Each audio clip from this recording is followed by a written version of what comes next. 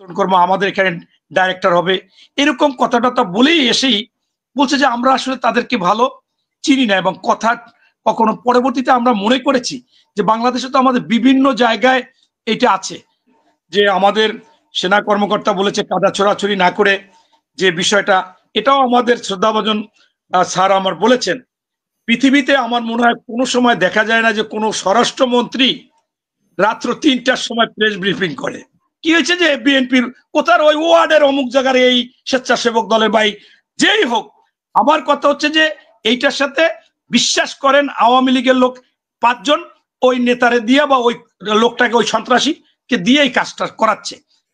বিষয়টা হচ্ছে যে আজকে আমাদের বিএনপির একজন অন্যতম সংগঠক, মুক্তিযোদ্ধার সংগঠক, আপাত মস্তক একজন রাজনীতিবিদ, এবং আমার কাছে ওনার সাথে আমি দীর্ঘ 25 বছর ছিলাম। আমি ওনার বাসায় যেতাম, আমার সন্তানও যেত।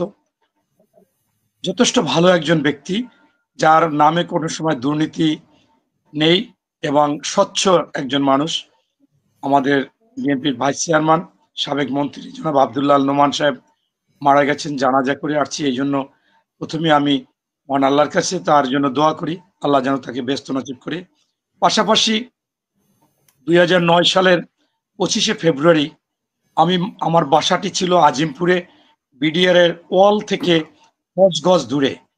আমি সেই বিল্ডিং থেকে সব দেখেছি কিভাবে কিভাবে সেই চৌকাশ সেনাদেরকে মাটি খুঁড়ে নিচে রেখেছে এবং কিভাবে সেখানে কি হয়েছে। পাশাপাশি আমি যখন 18 সালে জেলে গিয়েছি, 3 মাস 28 দিন জেলে ছিলাম, তখন আমাকে যারা বিডিআর সাজাপ্রাপ্ত হয়ে গেছে, যাদের বিভিন্ন বছর সশ্রম কারাদণ্ড হয়েছে, যারা ছিল কারাগারে, অনেক তারা বছর থেকে যারা কারাগারে ছিল, জি, তাদের সাথে আমার দেখা হয়েছে। এবং ওই সময় আমাদেরকে খাবার পাক করে আলাদা করে বিক্রি করত, সবই এই বিডিআর এর সদস্যরা। এত ভদ্র, এত ভালো, এত ডিসিপ্লিন, এবং তারা কিছু কারিগরি কাজ করে সেগুলোকেও জেলখানায় তৈরি করে, যেমন ব্যাগ, মোড়া, এগুলো করে। তখন আমি প্রতিদিনই, সময় তো অজস্র সময়, কোনো কাজ নেই, তো ওনাদের সাথে কথা বলতাম। আমার কাছে শতভাগ, আমি কমপক্ষে প্রায় 200 লোকের সাথে কথা বলছি, শতভাগ বলেছে যে আমরা অপরাধী, আমাদেরও বিচার হোক। কিন্তু এই অপরাধটা করিয়েছে আমরা এটা জানতামই না। এক শ্রেণীর লোক আমাদের কাছে অস্পষ্ট, অপরিচিত, তারা এসেই আমাদেরকে কিছু মেসেজ দিছে, যে মেসেজগুলোর সাথে আমাদের কাছে মনে হয়েছে যে এটা আমাদের পক্ষের মেসেজ। যে এই যে মনে করেন কি ডাল ভাত কেনা বেচা কি কি এইগুলো নিয়ে বলছে, এটা সব তারা লুটে পেটে খাচ্ছে, তারা এখান থেকে কেন হবে, আমরা বিডিআর থেকে, বিডিআর এখানে প্রমোশন পেয়ে আমরা নিয়ন্ত্রণ করবো, আমাদের এখানে ডাইরেক্টর হবে, এরকম কথাটা বলেই এসেই বলছে যে আমরা আসলে তাদেরকে ভালো চিনি না, এবং কথা কখনো পরবর্তীতে আমরা মনে করেছি যে বাংলাদেশে তো আমাদের বিভিন্ন জায়গায় এটা আছে, মনে করেন ঢাকায় যেমন আছে, অন্য বর্ডারে আছে, সেই জন্য অন্য এলাকার কিনা, অন্য ব্যাটালিয়ান কিনা, সেই ক্ষেত্রে তাদের সাথে আমরা নেমেছি। কিন্তু ঘটনাটা আমরা, বিশ্বাস করেন, জেলখানায় আর তো আমাদের জীবনে এটা বের হবো না। শেখ হাসিনা যতদিন বেঁচে আছে ততদিন ক্ষমতায় থাকবে, আমাদের বিচার হয়ে এটাই হবে। আমরা এই সময় মিথ্যা কথা বলি না, আপনাদেরকে বলতেছি আমরা এটার সাথে আসলে জড়িতই ছিলাম না। পরবর্তীতে একটা সময় দেখা গেছে যে আমাদের বাধ্য হয়ে তাদের সাথে থাকতে হয়েছে। কিন্তু এটা একটা পরিকল্পিত হত্যাকাণ্ড, পরিকল্পিত ঘটনা, এবং আমাদের বিডিআর এর মান সম্মান, আমাদের সাহস, এই বাংলাদেশের বিডিআরদেরকে বর্ডারে ওরা প্রচন্ড ভয় পায়। আপনারা হয়তো বিশ্বাস করবেন না, আমাদের একজন বিডিআর সদস্যকে ওরা 10 জন চ্যালেঞ্জ করতে পারে না। এরকম আমাদের ট্রেনিং, আমাদের মনোবল, আমাদের সাহস, সেটাকে ভেঙে চুরে শেষ করার জন্য এই ঘটনা ঘটেছে। এবং অনেকে যারা একটু বিজ্ঞ, তারা পিছনের কথাও বলেছে। এরকম আমি প্রতিদিন শুনতাম। ওখানে জেলখানে একটা জিয়া মঞ্চ মানে একটা আড্ডাখানা আছে, সেইখানে আমি প্রত্যেকদিন বের হয়ে ওখানে যেতাম, এটা শুনতাম। আমি নিজে যেটা দেখেছি, সেখানেও আমার কাছে এরকম প্রথম দিক দিয়ে কিছু কাপড় টাপড় বাঁধা ছিল, মুখ বাঁধা ছিল, এরা আসলে কারা। এরপর আপনারা দেখেছেন যে এই সদ্য আপনার যে বিডিআর মুক্তি বা কেস থেকে জামিন, এইটা নিয়ে একজন সেনা কর্মকর্তার স্ত্রী, তানভীর সাহেবের স্ত্রী, তিনি কিন্তু মেজর শহীদ তানভীর সাহেব, ওনার স্ত্রী বলেছে যে আমার রুমে 3 জন লোক গেছে, তারা হিন্দিতে কথা বলছে। অতএব এখন আমার শ্রদ্ধাভাজন স্যার, আমার ঢাকা বিশ্ববিদ্যালয়ের এবং ভিসি, উনি যেটা বলেছে যে রাইফেলের গুলি যখন বের হয়ে গেলে তো আর ফেরত আসে না, মানুষের কথা বের হলেও ফেরত আসে না। এখন আমাদের মাননীয় সেনাপ্রধান বলেছে, এখন সেইখানে তো আমি কি বলবো, কারণ ওনাদের তো আরো অভিজ্ঞতা বেশি। সেই ক্ষেত্রে আমি আবারও বলবো যে উনি দ্বিতীয় পর্যায়ে যে ঘুরিয়ে আবার বলেছে যে যেহেতু একটি কমিশন হয়েছে, সেই কমিশনের উপরই ছেড়ে দেওয়া উচিত। আমার প্রাথমিক ধারণা, এবং আমি ওই বর্ডারে একেবারে 10 গজ পরে আমার বাসা ছিল, আমি ফুল টাইম একবার চলে যাব, আমার ওয়াইফ বলল চলে যাব না, বাসায় থাকি। বাসায় থেকে স্পষ্টভাবে দেখেছি, কারণ আমার পরে আর কোনো বিল্ডিং ছিল না বিডিআর এর ওইটা। তো সেইখানে আমার কাছে মনে হচ্ছে যে এটা অবশ্যই একটি পরিকল্পিত হত্যাকাণ্ড। সেখানে পরবর্তীতে জড়ায়, আমি যদি পরিকল্পনা করে একটা হামলা করতে যাই, আমার বংশের মানুষ বা তোমার ভাই ব্রাদাররাও আমার সাথে থাকবে, কিন্তু শুরুটা বা পরিকল্পনাটা যারা করছে তারাই মহা অপরাধী। এরপর আপনি যেটা বলেছেন যে আমাদের সেনা কর্মকর্তা বলেছে কাদা ছোড়াছুড়ি না করে যে বিষয়টা, এটাও আমাদের শ্রদ্ধাভাজন স্যার আমার বলেছেন। পৃথিবীতে আমার মনে হয় কোনো সময় দেখা যায় না যে কোনো স্বরাষ্ট্রমন্ত্রী রাত্র 3টার সময় প্রেস ব্রিফিং করে, এবং প্রেস ব্রিফিং করে যে কথাগুলো বলেছে, আমি ফজরের নামাজের পরে দেখতে, কথাগুলোরও যা বলা উচিত ছিল আমার মনে হচ্ছে সেইভাবে বলেনি। আমার আর এক ভাই মেজর আফসারি সাহেব যেটা বলেছে, যে সেইটা আমি একমত। আপনার শুরুতেই এই যে অপারেশনই করুক, ডেভিল হান্ট করুক আর অন্যটা করুক আর ক্লিন হার্ট করুক, এটা প্রথমেই করা উচিত ছিল। এখন যে যে এলাকায় যে যে আর্মির লোকজন আছে তাদের সাথে অনেকে মিলেমিশে গেছে, মিলেমিশে গিয়ে তাদের সাথে সুসম্পর্ক হয়ে গেছে। এখন এই যারা দুর্বৃত্তায়ন বা যারা খারাপ লোক, তাদের নামের তালিকা দিলেও মনে হয় কাজ হচ্ছে না। এই জন্য আমি আপনার মাধ্যমে আমি মাননীয় সেনাপ্রধানকে বলবো, আপনি প্রত্যেকটা যে ডিস্ট্রিক্টে আছে ওই ডিস্ট্রিক্ট থেকে আর এক ডিস্ট্রিক্টে নিয়ে নতুন করে লোক দিয়ে এই অপারেশন চালান, তাহলে কার্যকারিতা মনে হয় একটু বেশি হবে, এটা আমার ধারণা। এবং উনি যেটা করে বলেছেন কাদা ছোড়াছুড়ি করলে দেশের সার্বভৌমত্ব রক্ষা হবে না, আমি সতর্ক করে দিলাম, আপনারা পরে বলবেন যে আমি সতর্ক করি নাই। এটাও আমার মনে হচ্ছে যে উনি হচ্ছে বাংলাদেশের এই সার্বভৌমত্ব রক্ষার প্রধান কবচ বা ওনাদের প্রধান দায়িত্ব, যদি বলি 1 নম্বর দায়িত্ব সেইটা। সেইখানে উনি এরকম একটা কথা না বলে একটু ঘুরিয়ে বললে মনে হয় ভালো হতো। আমি বলতে উনি আসলে কিসের ইঙ্গিত দিতে চাইলেন এই কথা বলে, যে আমি কিন্তু সাবধান করে দিচ্ছি বা আমি সতর্ক করে দিচ্ছি? হ্যাঁ, উনি আরো বলছে যে আমাকে পরে বলবেন আমি সতর্ক করাইনি। সার্বভৌমত্ব মানে এটা তো দেশ আরেকটা দেশ হস্তক্ষেপ করতে পারে, আমাদের কিছু ভূখণ্ড চলে যেতে পারে, এরকমই ইঙ্গিত, এটাই তো বোঝা যায় সার্বভৌমত্ব তো এটাই। তো ওনার কাছে আসলে এরকম কোনো ইঙ্গিত আছে কিনা? আমার মনে হয় যে না থাকলে তো উনি কথা বলতো না যে আপনাদেরকে সতর্ক করে দিচ্ছি, আমাকে আর দায় দিতে পারবেন না, আমি কিন্তু ক্লিন হয়ে গেলাম। কিন্তু আসলে তো দায়িত্বটাই ওনার, এটা জনগণের কাছে বলাটা উচিত। আমি জানি না আর্মিদের কি নিয়ম, তা আমি বলতে চাচ্ছি যে এই কাদা চোরাচুরি একটু আগেই কিন্তু আমাদের এক ভাই আফসারি ভাই করে ফেলছে, বলছে যে বাংলাদেশে বিএনপি ছাড়া সবাই সংস্কার চায়।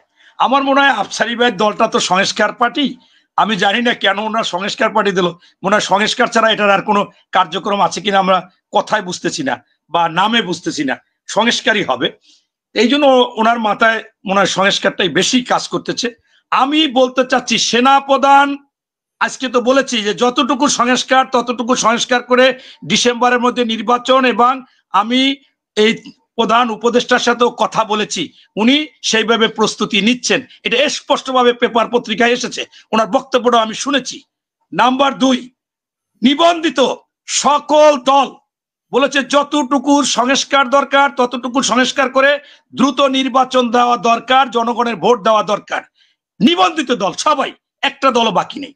এরপরে পরবর্তীতে জামাত বলেছিল পরে যে সংস্কারের জন্য সময় দেওয়া হবে, আবার জামাত বলেছে যে জামাতের আমির বলেছে যে যতটুকু সংস্কার নির্বাচন দ্রুতই হওয়া উচিত। এখন আপনার এই যে বিষয়গুলো এখন তো সেই জায়গা থেকে আরেকটা জায়গায় এসেছে যে স্থানীয় নির্বাচন আগে হবে, তারপরে জাতীয় যাই হোক নির্বাচন আসছে। এখন আমার কথা হচ্ছে কি যে এখানে আমরা বারবার বলেতেছি যে আপনাদের কথাবার্তায় বোঝা যাচ্ছে যে আপনাদের মধ্যে যা বলতেছেন এতে সাধারণ মানুষের মধ্যে সন্দেহ সৃষ্টি হচ্ছে। আপনারা বলতেছেন সংস্কার আগে, সংস্কার সংস্কার, ভোটের কথা শুনলে অসুবিধা। আবার বলেছিলেন বিচার করতে হবে আগে, তারপর এটা ছাত্র বৈষম্য নাগরিক কমিটি বারবার বলেছে। এরপর বলতেছেন স্থানীয় সরকার নির্বাচন, এটা বলতেছেন। এর আগে আমরা দেখছি নাগরিক কমিটি এবং আপনার ছাত্র বৈষম্য এবং উপদেষ্টা এরা বলেছিল যে আওয়ামী লীগের সকল এই যারা আছে কাউন্সিলর তাদেরকে বসাই দিতে হবে। কেন বললো? কিসের জন্য বললো? এরা হইলে সবচেয়ে আতঙ্ক, এরা হইলে সবচেয়ে সন্ত্রাসী, এরা হইলে দখলবাজ। এদের কেন বললো? তারা হইলে এক একজন রাঘব বল অবৈধ অর্থে, এটা বললো। এরপর মনে করেন বিএনপি মাইকিং করে যে চাঁদাবাজি করে সেটা। আমার কথা হচ্ছে যে বিএনপি যদি মাইকিং করে কথা বলে, আমি আপনাকে আজকে বলতে চাচ্ছি যে আমি আজকে কমপক্ষে আমার বাগেরহাট থেকে আমি প্রায় 100 লোককে পেয়েছি। তারা একেবারে সবাই করেছে, কারোটা 2000 3000 লোক লাইক দিয়েছে। বলছে যে সন্ত্রাসী দলের পদবি দিয়ে তাকে কোনোভাবে ছাড় দেওয়া হবে না, তাকে আইনের কাছে আবেদন, আপনারা গ্রেপ্তার করেন, আইনের আওতায় আনেন। এবং আমরাও বলছি যে আমরা চেষ্টা করব। এবং তারেক রহমান সাহেবও বলেছে।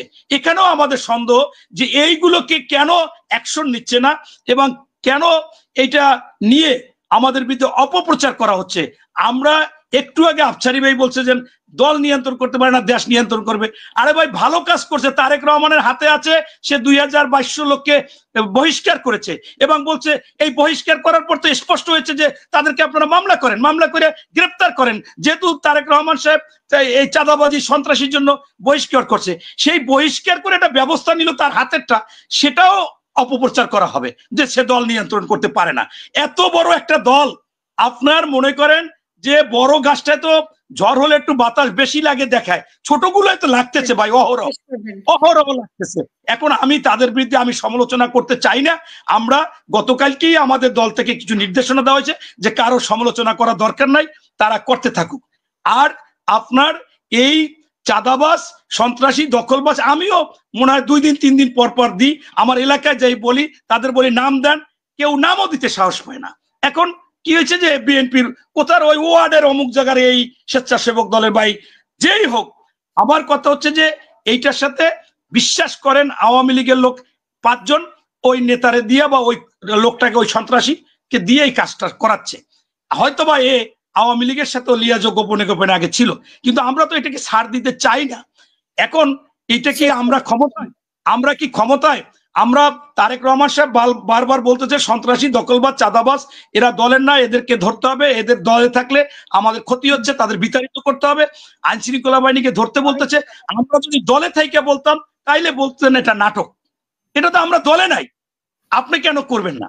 এরপরে আপনি বলছেন যে আজকে নাহিদ ইনিছে, এটা একটা ভালো, আমরা শুভেচ্ছা স্বাগতম জানাই। আমাদের ভারপ্রাপ্ত চেয়ারম্যান মহোদয় তারেক রহমান সাহেব বলেছে নতুন দল হবে, প্রতিযোগিতা হবে, অনেকেই আসবে, তবে সরকারের ছত্রছায়ায় এই আসবে। এখানে আবার অনেকে যুক্তি দেয় যে জিয়াউর রহমান, আরে ভাই জিয়াউর রহমান প্রেক্ষাপটে সেই সময় আসছে, কোনো দল ছিল না, কোনো ছিল না, বাকশাল ছিল, বাকশাল থেকে এসেছে, উনি তখন বহুদলীয়, উনি প্রথমে ক্ষমতায় থাকবে কি থাকবে না হানা ভোট দিছে, সরকারের একেই দিছে। সেই প্রেক্ষাপটের সাথে যদি এই প্রেক্ষাপটটাকে আনে, এখানে একটা অন্তর্বর্তীকালীন সরকার, তাকে দেওয়া হয়েছে যে আপনি মাঝখানে থেকে একটা সরকার গঠন করবেন, নির্বাচন দেবেন একটা, সেইখানে সে একটা দল গঠন করবে, এটা তো মিলে না। তাই আমি বলতে চাচ্ছি যে ওনাদের স্বাগতম। আমাদের নাহিদ সাহেব এখানে পদত্যাগ করে এসেছে, ইনশাল্লাহ এখন ছোট মন্ত্রী ছিল, আর পরবর্তীতে বড় মন্ত্রী হবে, দলের প্রধান যদি হয়ে যায়, সেই আশা এসেছে, এটা হওয়াটা স্বাভাবিক। তা ফলাফলে দেখা যাবে যে ছোট থেকে বড় হবে কিনা। আবার 2-1 জন বলেছে যে আমরা পরে চিন্তা ভাবনা করে দেখব, তারা চিন্তা করছে ছোটটাও হারাই কিনা, এর সাথে ছোটটা যে কয়দিন থাকি আমার বড়টা দরকার নাই। হ্যাঁ, তো এখন আমাদের কথা হচ্ছে যে আজকে যদি আপনারা সঠিক তথ্য আসে, এই যারা আছে তারা কি করছে এই কয়দিনে। আপনি হয়তোবা বিএনপি বড় দল, আপনারা এটা দেখতেছেন, কিন্তু তারা যে 2-3 জন ছিল, 5 জন ছিল, এই যে সাংবাদিক ইলিয়াস 5 জনের ছবি দিছে, কার কার? এই 2 জন উপদেষ্টার দিচ্ছে, সবুজ আর মানে আসিফ আর নাহিদ, আর দিচ্ছে সার্জিদের, আর দিচ্ছে হাসনাত আব্দুল্লাহর একটা মেয়ের, দিয়ে বলছে যে এরা আমার কাছে রেকর্ড আছে কি পরিমাণ তদবির করে কি পরিমাণ অবৈধ টাকা উপার্জন করছে, এবং যারা আওয়ামী লীগের দোসর তাদের বিভিন্ন পদে রেখেছে, বদলি করেনি। এরকম আরো টকশোতে এসে অনেক সাংবাদিকরা বলেছে। আমার কথা সেইটা না, আমার কথা হচ্ছে যে দেশের মানুষের জন্য ভালো কাজ করার উদ্দেশ্য নিয়ে দল করুক এবং জনগণের পাশে থাকুক এবং অনৈতিক কাজ না করুক। বিএনপির নামে যে বদনামটুকু আছে এর চাইতে যেন তারা ভালো থাকে। আর আমি আপনাদেরকে আবারও বলি, বর্তমান আইন শৃঙ্খলা বাহিনীর কাছে সবিনয় আবেদন, আমার ভারপ্রাপ্ত চেয়ারম্যান মহোদয় তারেক রহমান সাহেব বলছে সন্ত্রাসীদের কোনো দল না, আমরা ক্ষমতায় না, তাদের আইনের আওতায় না, কঠিন বিচার করা হোক, কঠিন শাস্তি দেওয়া হোক, এইটাই আমরা চাই এবং এইটা আমরা ভবিষ্যতে চাবো। ধন্যবাদ।